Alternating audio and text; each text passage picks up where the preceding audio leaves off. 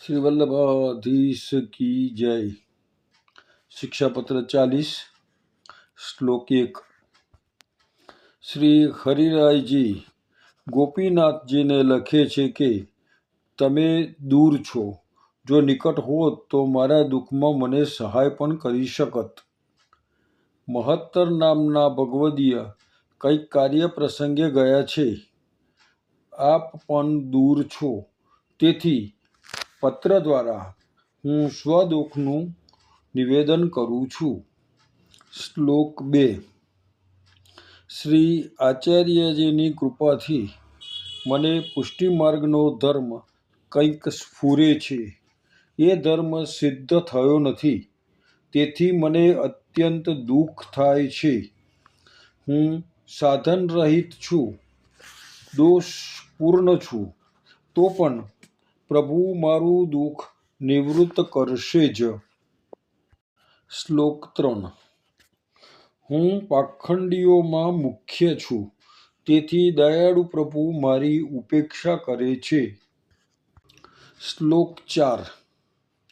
જેની હરિ ઉપેક્ષા કરે છે, તેની સ્વજનો પણ ઉપેક્ષા કરે છે.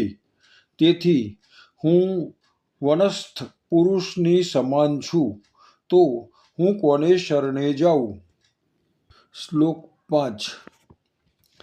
આમાં પ્રભુનો દોષ નથી. પ્રભુ ગ્રહણ કરે એવો મારામાં એક પણ ગુણ નથી, પરંતુ પ્રભુ જેનું ગ્રહણ કરે છે તેના દોષ ન જોતા ગુણનું જ ગ્રહણ કરે છે.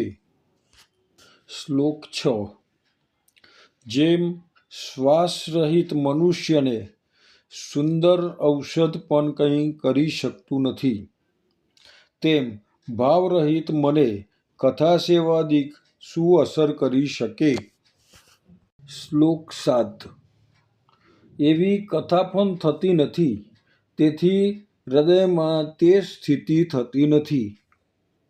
શ્લોક 8।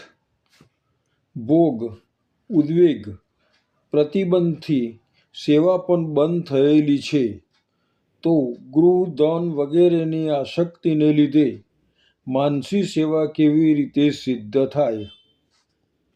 શ્લોક 9। મારા તાત કલ્યાણરાયજી મારાથી પરોક્ષ થયા. સર્વ સ્વજનો દ્રષ્ટિથી દૂર થયા છે, અને હું એકલો રહ્યો છું. શ્લોક 10। સત્પુરુષની સંગતિ વિના શ્રી ભગવાનનું ચિંતન થતું નથી, અને મનના વિક્ષેપને લીધે શરણ ભાવના પણ સિદ્ધ થતી નથી. શ્લોક 11। ભગવદ્ વાર્તા વિના મને લૌકિક વાર્તામાં પ્રેમ ઉદ્ભવે છે, તેથી અષ્ટાક્ષર જપ મનપૂર્વક થતો નથી. સર્વ લોકો મને મહાન જાણી મારે શરણ આવે છે, તેથી મને અભિમાન થાય છે. તેનાથી મારા દૈન્યનો નાશ થાય છે. શ્લોક 12। સત્પુરુષ એવા જે પુષ્ટિમાર્ગીય ભગવદીયો છે, તેમને તો મારો ત્યાગ કર્યો છે, તેથી નિવેદનનું અનુસંધાન થતું નથી. શ્લોક 13। ચિત્તની ચંચળતાને લીધે શ્રી કૃષ્ણમાં વિવેક, ધૈર્ય વિના દ્રઢ આશ્રય ક્યાંથી હોઈ શકે? શ્લોક 14 અને 15। જેના અનુભવથી ભાવ ઉદ્ભવે છે, તે વ્રજદેશથી, વ્રજભૂમિથી હું દૂર થયો છું, તેથી ગિરિરાજ પર્વત અને શ્રી યમુનાજીથી પણ દૂર થયો છું. શ્લોક 16-19। વ્રજ જેવું અહીં શ્રી કૃષ્ણની વેણુનો નાદ નથી, ગાયોના યુથ નથી, શ્રી વૃંદાવનના વૃક્ષો નથી, વેણુનો નાદ શ્રવણ કરનારા પક્ષીઓ નથી, વ્રજ વનિતાઓ નથી, દધિમંથનના મોટા નાદ નથી, શ્રી યમુનાજીની રેતી નથી, અને શ્રી યમુનાજીનું જળ પણ નથી. નિરંતર બહિર્મુખતાનો ભાવ છે, એટલે મને તદીયત્વ પણ ક્યાંથી સંભવે? શ્લોક 20. શ્રી ઠાકોરજીથી દૂર સ્થિતિ કરનારામાં દુઃખની પરંપરા આવે એમાં શું નવાઈ? ભાવનું પોષણ ન થવાથી શ્રી આચાર્યજીનો દ્રઢ આશ્રય પણ નથી. શ્લોક 21 અને 22. વિષયના અભિનિવેશથી હવે હું સર્વ સાધનના અભાવવાળો થયો છું. હું તો મહાદુષ્ટ છું. મારામાં ધર્મ જ નથી.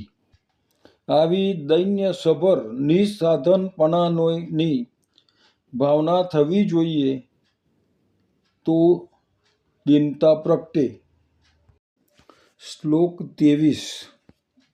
જેમ અંધ, બહેરો, મૂઢ, હસ્ત વિનાનો, પાંગળો અને ઉન્મત્ત કંઈ ક્રિયા સિદ્ધ કરતો નથી, તેમ શરીરથી અશક્ત હોય તેવા જીવથી અત્રે કંઈ ક્રિયા સિદ્ધ થતી નથી. શ્લોક 24. ભગવદ ધર્મની કામનાથી રહિત અને લૌકિક કામનાવાળો હું છું. હમણાં હરિએ મારી ઉપેક્ષા કરી છે, તેથી વિચારું છું કે મારી શી ગતિ થશે? શ્લોક 25 અને 26. અમારા અધિકારીએ વિરક્ત વેશ ધારણ કરી સુરત ગામમાં કોઈક વિધવાના સમાગમમાં આવીને ગર્ભ સ્થાપિત કર્યો અને તે ગર્ભને ઔષધથી પડાવી નાખ્યો. તેથી શ્રી હરિરાયજી એમ સૂચન કરે છે કે સંગ કરો તો તે બહુ વિચારીને કરજો. બહારથી વૈરાગ્યનો ઢાંગ કરે છે અને અંદરથી વ્યભિચાર કરતા હશે એવા બહારથી ધર્મનો દેખાવ કરનારા લોકોથી બહુ સાવધાન રહેજો. શ્લોક 27. ઔષધથી ગર્ભ પડાવી નાખ્યો તે રાજ્યના હાકેમને ખબર પડી. એમાં પ્રેમજી નામના વૈષ્ણવે અનેક પ્રયત્ન કરી રાજ્યદ્વારનું સમાધાન કર્યું અને મારી આપત્તિ નિવૃત્ત કરી તે જાણશો. શ્લોક 28.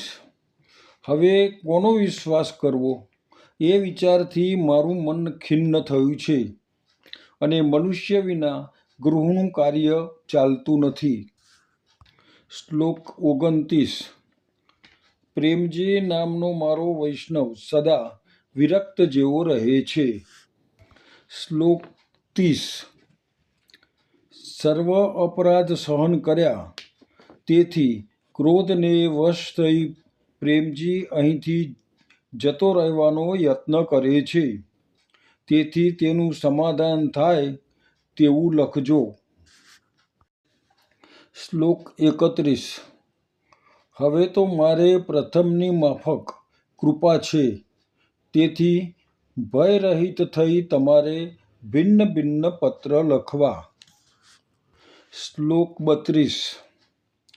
જે પ્રકારે એનું ચિત્ત સ્થિર થાય તેમ એના પર પત્ર લખશો, કારણ કે તે બહુ બોલનારો છે તો પણ તે દોષરહિત છે. શ્લોક 33. શ્રી હરિરાયજી ગોપીનાથજીને લખે છે, તમારા સંગથી વૈધક વડે આપના ગૃહમાં વિશેષ સંતોષ છે.